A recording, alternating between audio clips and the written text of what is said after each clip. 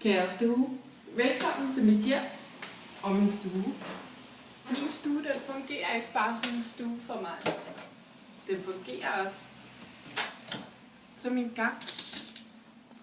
Og den fungerer som et arbejdsværelse, hvor jeg sidder og studerer. Og den fungerer som et soveværelse.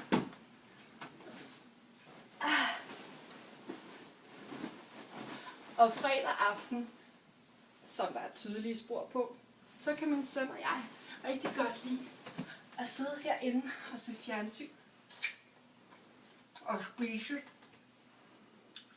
Min største drøm er helt klart, at IKEA kommer og redder min stue.